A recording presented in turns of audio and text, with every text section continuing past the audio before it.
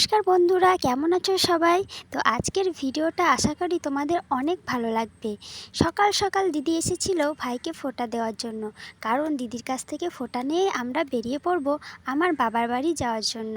কালী পুজোতে আমার বাবার বাড়িতে অনেক ধুম হয়, আর আমি দেখছিলাম দিদিকে ভাবে ফোঁটা দিচ্ছে, কারণ আমি ছোট থেকে যেভাবে ফোঁটা দিয়েছি এখানে কিন্তু নিয়মটা ঠিক অন্যরকম, মানে একটু আলাদা।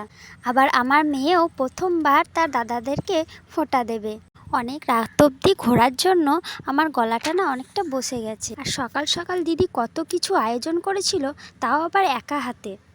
দেখ, ভাইফোঁটা নিয়ে আমরা বেরিয়ে পড়েছিলাম, ভাগ্নে, আমি, আর এদিকে মেয়ে বাবার কোলে ভালোই আছে। তারপর যেতে যেতে হাওয়ার কারণে ঘুমিয়ে পড়েছিল। আচ্ছা, মেয়ে এখনও জানে না যে তার পাপা তার কাছে আর দুদিনের জন্য।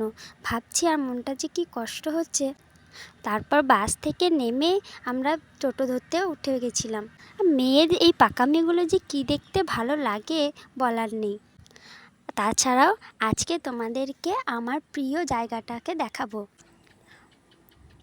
ওই দেখো, বয়ে যাওয়া কোপাই নদীর পাশে নিস্তব্ধ ঘন জঙ্গল। হ্যাঁ, এটাই হলো আমার প্রিয় জায়গা। আমি যতবার এদিকে যাই ততবারই এটা দেখার জন্য মরিয়া হয়ে উঠি।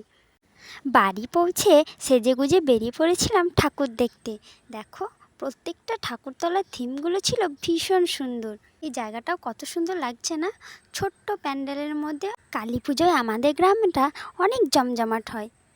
কত ভিড় হয়েছে দেখতে পাচ্ছ, গোটা রাস্তাটাই এমনই হয়ে থাকে। এই পুজোতে গোটা গ্রামটা যেন লাইটে সেজে ওঠে। প্রত্যেকটা পুজো মণ্ডপে নিত্য নতুন থিম। পাশে যে ভূতগুলোকে দেখছো না, এই ভূতগুলোর নাম হচ্ছে হাফ হাফ ভূত। প্রতি বছরই হয়, তাই ছোটোবেলা থেকে এই জায়গাটাকে আমরা হাফ হাফ কালীতলা বলেই চিনি। আর এখানে থিম ছিল অন্যরকম। এই মুন্ডুটাতে বসানো ছিল সন্দীপ ঘোষের মাথা। কেউ কেউ ওটাকে ভালো চোখে নেয়নি, তাই সেটাকে পাল্টে দিতে বাধ্য হয়েছে। আর এই জায়গাটা হলো যমুনার পাড়। এখানেও বড় প্যান্ডেল হতো, কিন্তু এবছরই এই মন্দিরটা নতুন করে স্থাপন করেছে এই কালী পুজোর দিনকেই। গেটটা মনে হয় চায়নার কোনো একটা মন্দিরে।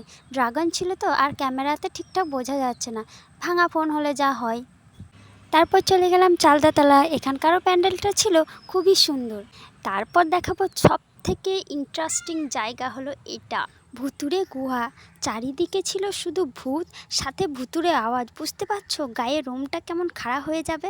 এখান থেকে বাইরে বেরিয়ে মনে হচ্ছিল যেন ভূতের সঙ্গে একটা অ্যাডভেঞ্চার করে এলাম। যেমন ভয়ঙ্কর তেমন সুন্দর, একটা অন্যরকম এক্সপিরিয়েন্স ছিল সেদিনকে। প্রথম দিনকে অতটা ভয় পাইনি, কিন্তু দ্বিতীয় দিনকে প্রচুর ভয় পেয়েছিলাম, কারণ খুঁটিয়ে খুঁটিয়ে সবটা দেখছিলাম তো। সাথে তোমাদেরকেও দেখাতে পেরে অনেক ভালো লাগছে। আর বকবক করব না, তো তোমরা দেখো, আর ভিডিওটা কেমন লাগলো অবশ্যই কমেন্টে জানিও, আর লাইক করো। টাটা।